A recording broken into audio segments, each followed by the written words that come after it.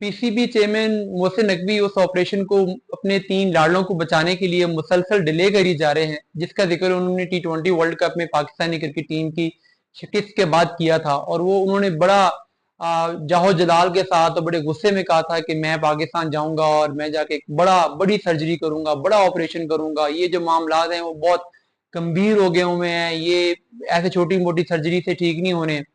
अब ये 3 लाडले कौन से हैं? पहला तो जिसमें है वो गैरी किस्टन है। देखिए, बहुत सारे लोग गैरी किस्टन के बारे में बड़ा सॉफ्ट कॉर्नर रखते हैं और रखना भी चाहिए, नो डाउट वो बड़े बेहतरीन इंसान हैं और उनका जो एक्सपीरियंस है वो भी बहुत अच्छा है।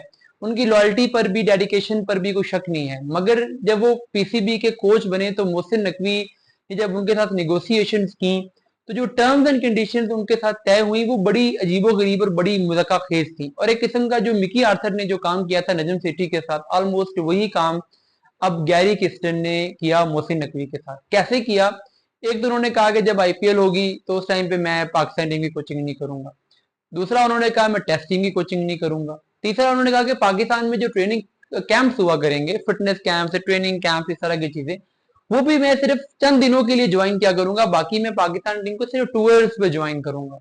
तो अब अगर एक हेड कोच है जो कि पाकिस्तान टीम को सिर्फ टूर्स पे ज्वाइन करेगा और फिर वो वर्ल्ड कप में पाकिस्तान के हारने के बाद ये कह रहे थे कि मैं तो अभी पाकिस्तान टीम को जान ही नहीं सका, तो अभी मैं उनके लिए प्लानिंग क्या करूं, मैं उनके लिए क्या करूं, मुझे कुछ टाइम दें। तो अगर एक हेड कोच पाकिस्तान टीम के साथ टूर्स पे नहीं जाएगा, पाकिस्तान टीम के साथ कैंप से ज्वाइन नहीं करेगा, पाकिस्तान की डोमेस्टिक क्रिकेट को फोकस नहीं करेगा और वो अगर मैंने सिर्फ टूर्स पे जाना है, तो फिर वो पाकिस्तान क्रिकेट टीम को कैसे जान सकेगा? ये बड़ी हैरानकुन बात है कि इस टर्म्स एंड कंडीशन पे पीसीबी ने उनको लिया और अब पीसीबी उनको प्रोटेक्ट करने के लिए, बचाने के लिए जितना भी मलबा है वो बाकियों पे गिराने की कोशिश कर रहा है। जो दूसरे उनके गुड बॉय हैं मोहसिन नकवी के, उनके लाडले हैं, वो वहाब रियाज हैं।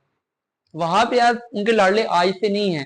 जब उन्होंने पंजाब हुकूमत संभाली थी बतौर निगरान वजीर आला, तो तब से वो वहाब रियाज को बहुत ज्यादा अपने करीब समझते हैं। पंजाब गवर्नमेंट में भी उनके लिए उन्होंने बड़ा अरसा वेट किया कि वो पीएसएल खेल लें और फिर आके वो बतौर निगरान वजीर हलफ ले लें।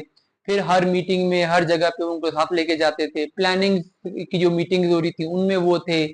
पीसीबी में आने के बाद भी वर्चुअली पीसीबी चेयरमैन ही बना दिया था मोहसिन नकवी ने वहाब रियाज को, क्योंकि मोहसिन नकवी खुद तो क्रिकेट को जानते नहीं थे। तो क्रिकेट के बारे में सिलेक्शन हो, कोचेस का इंतखाब करना हो, कुछ भी करना हो, वो वहाब रियाज के जरिए करवा रहे हैं। अब भी उन्हें एहसास तो है कि वहाब रियाज उनके लिए डिलीवर नहीं कर पाए, बल्कि उन्होंने मैसअप किया है चीजों को, मगर फिर भी वो उनको बचाने की पूरी कोशिश कर रहे हैं और उनकी हतल इम्कान ही कोशिश है कि वहाब रियाज पे मलबा ना आए और वहाब रियाज को सेव किया जाए, प्रोटेक्ट किया जाए, गार्ड किया जाए और बाकी लोगों पे किसी तरीके से कोई इल्जामात लगा दिए जाए और बाकी लोगों को उर्दू से आगे पीछे कर दिया जाए, मगर जो मेन कल्प्रिट हैं उनको बचा लिया जाए। इसी तरीके से जो उनके तीसरे लाडले हैं और सबसे इंपॉर्टेंट लाडले कह सकते हैं, वो पाकिस्तानी क्रिकेट टीम के कप्तान बाबर आजम है। देखें, शाहीन शाह अफरीदी कप्तान थे तो मोहसिन नकवी ने आते ही स्ट्रेट अवे ये डिसीजन लिया था कि नहीं, शाहीन नहीं होगा, हमारा कप्तान बाबर आजम होगा। पीएसएल में बाबर आजम की फैन फॉलोइंग देख के उन्होंने ये डिसीजन लिया, या जो भी उसके पीछे बरल मैकेनिज्म था, तो बाबर को वो बड़े चाह के साथ लेके आए थे। बड़े उन्होंने फुल अथॉरिटी भी अपनी तरफ से देने की कोशिश की, चैंपियंस ट्रॉफी तक कप्तान भी नामजद कर दिया। अब फिर पाकिस्तान टीम का जो हाल हुआ, अब उन पे बहुत प्रेशर है कि बाबर आजम को हटाया जाए।